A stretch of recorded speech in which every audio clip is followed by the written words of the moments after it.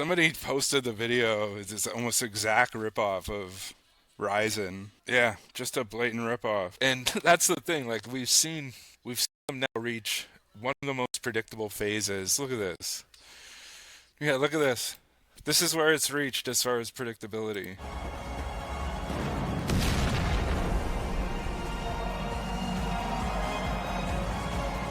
Ladies and gentlemen, welcome to UFC Lead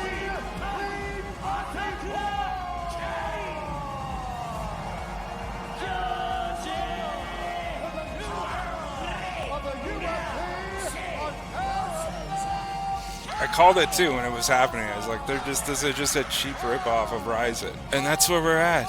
That's where we're at with this. Like we've reached the most predictable phase of any bloated empire. It's a great simile and parallel of what we're living in. Copy the thing that you spent years pretending was beneath you.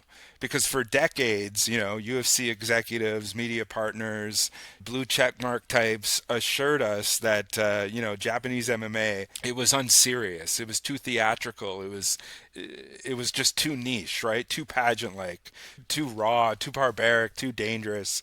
Pride was framed as a freak show. Ryzen is just nostalgia cosplay of that freak show. The UFC, meanwhile, is a sport. It's clean, it's legitimate, it's professional, and the octagon is sacred. Walkouts are functional, and this violence that we see, it's highly regulated and monetized. Anyways, you get the point of what I'm saying. Because the funny part is, like, none of that applies here, because what you see here tonight, UFC 324, this is suddenly the apex core promotion of the sport that once scoffed at spectacle is rolling out the blue lighting, the pyro, the elevated staging, the announcer placement that looked like they were traced directly off of a Ryzen broadcast. Not inspired by, not influenced by, like legitimately copied. And the funny part is, like, they won't admit it. You know what I mean? Like, it'll be played off as like an Easter egg or whatever. But yeah, like, the UFC wants the aesthetic of danger without the reality of it, and they want fighters to look like they're Pride era gods while still fighting under rules that are designed for media advertisers and gambling overlays, right? Soccer kicks will remain banned in American MMA. Knees to the head of a grounded opponent absolutely will not be seen in the sport.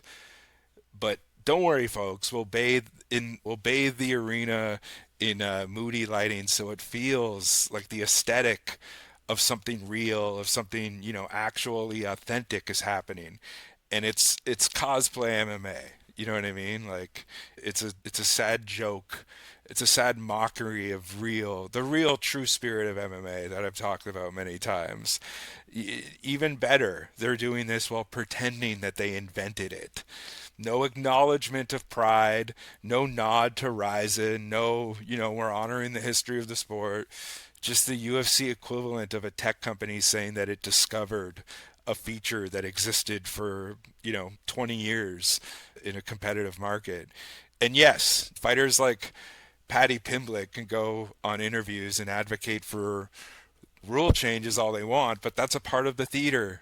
Like, the UFC loves talking about progress. It allows talking about progress, and it loves to talk about regress, right? We saw it tonight with that fucking clown in the I don't even know his name, but that fucking loser, the 5'11" heavyweight. And but actual chaos, like the real true chaos that isn't homogenized, the actual thing that people paid to see, and what all of these events are connected to the legacy of, it interferes with like corporate branding because there is real unpredictability, and that messes with actual betting markets, and true risk makes insurance people nervous.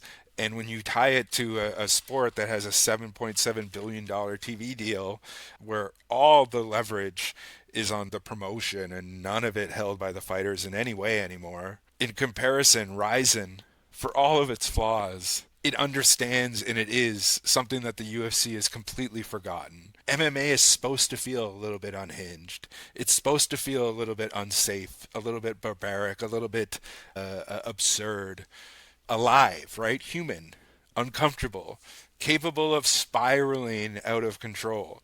And the tension that you build with that anticipation and that potential is the point.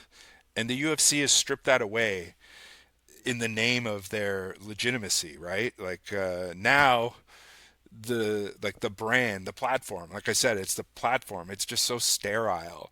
So they're sneaking the vibes back in through the back door. It's the same lighting, the same pacing, the same crowd immersion.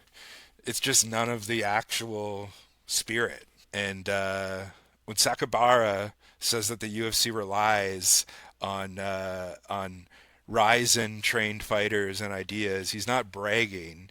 He's stating the obvious. The UFC didn't outgrow Pride's influence. It tried to suppress it, and it failed, and is now quickly trying to steal it back. And that's why this embarrassing, non-flattering, and just it wasn't even a homage. It's like late stage corporate mimicry. That's what it is. Late stage corporate mimicry, like gesturing to nostalgia. And you can dress up the octagon like Saitama Super Arena all you want, but the Skull Gods know the difference.